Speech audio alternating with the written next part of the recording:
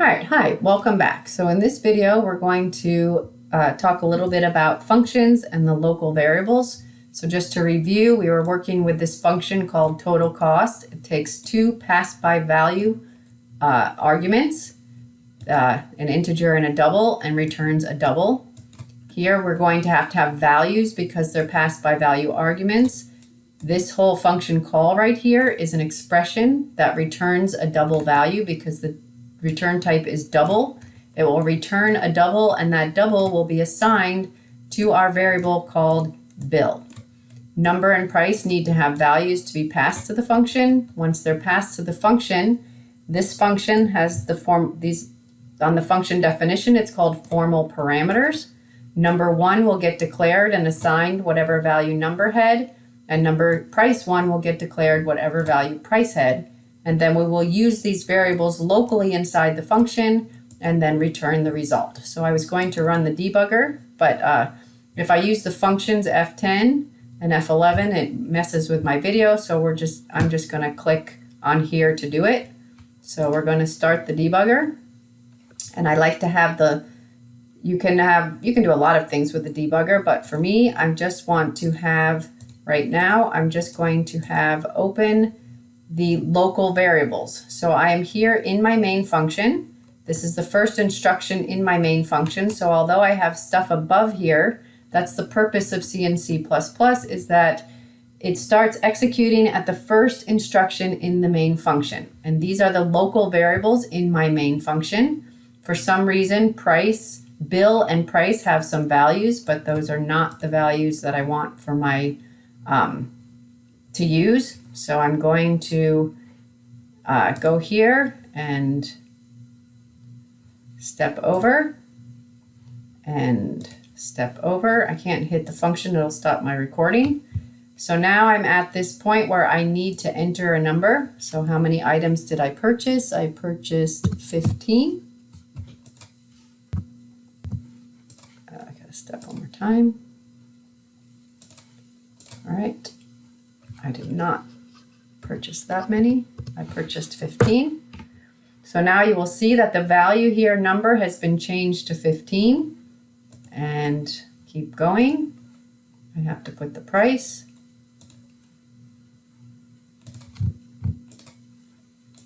So the price per item is $1.75. It's fine.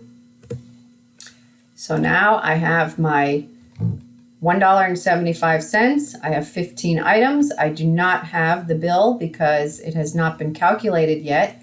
So now I'm not going to step over. I'm going to step into my programmer defined function. So if you notice now, number was declared, number one was declared and has the same value that number had. And price was declared and has the same value that price had because those are passed by value. And now if I keep going, I'm going to step over until I get to the end here.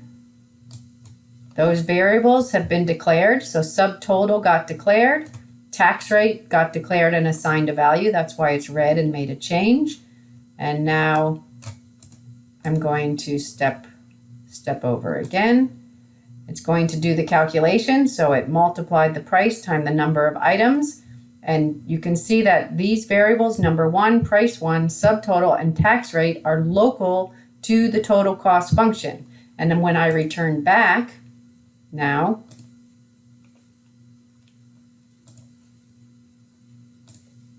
I'm going to return back, and now you're going to see that this expression right here is going to return a value, and that value is going to get assigned to the variable called bill.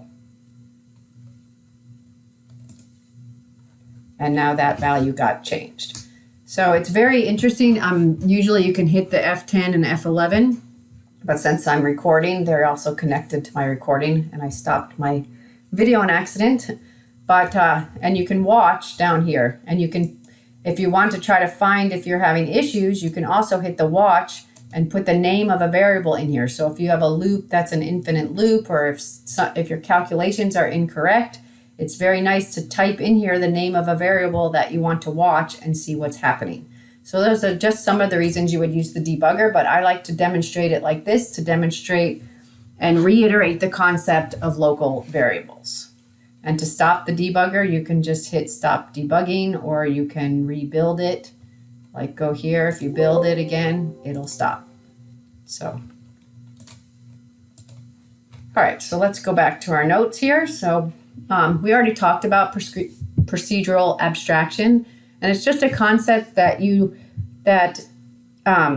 just want to set up your functions like a black box. So your function definition is its own subprogram, and you control what it does, and you just give the person, anyone who wants to use it, the user, another programmer, whatever, and say, if you want to use my function, and you give them the declaration or prototype and describe how to use it and what they need to use it. So what are the preconditions that must be true in order to use my function? What are the post conditions? And then any added description that needs to be added in order to explain it even better. Okay, so it's always a good idea to use, if you have nested loops and stuff, to make function calls out of that. So it makes your program much easier to read and better design. And scope of local variables, we did already talk about that. We do not use global variables in this course, but you can define global constants. Constants are variables that constants can be defined with words, but they don't vary. So they are constant variables, meaning that you use the word within your program, but the value of that does not change. All right, so the last very quick topic in this chapter is overloading functions. And I gave you guys a sample code here on overloading functions. So let's go ahead and put that in the compiler and take a look at it. So I have overloaded function.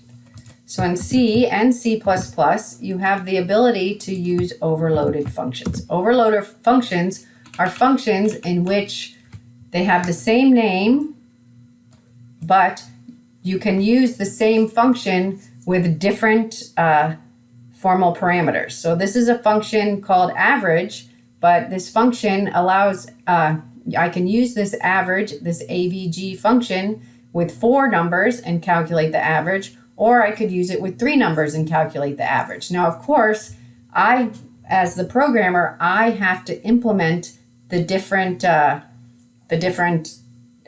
function definitions of these functions. Like you're overloading just means you're overloading the name of the function and giving it different functionality. Printf is an example of an overloaded function. If you took C, you notice how sometimes you give it only one string, but for every placeholder, you have to give it extra arguments. So that's the same idea. You use the same name. And so here in our notes, you just, you can have the difference is that you have to make sure that you have different formal parameters in order to overload. You can't overload with the same number of parameters. I think that the rule is it must have a different number of formal parameters. So it's very simple. You calculate your average using 3 arguments. Here we calculate the average using 4 arguments, but it's the same function with the same name, but then the implementation, of course, you need to do the implementation for them. So that's what overloading functions is. We will be doing overloading functions later on in the semester when we create our classes and our functions for our classes. We will be practicing overloading functions. Another thing is that these are integers right here, but since I have a double in my mathematical expression, then the result of this will be a double, so it will do double math as long as but if I were to put a 4 like this, then this would probably not give the same result. Actually, let's try it and see what happens. So let's keep it here. If I do 4 numbers,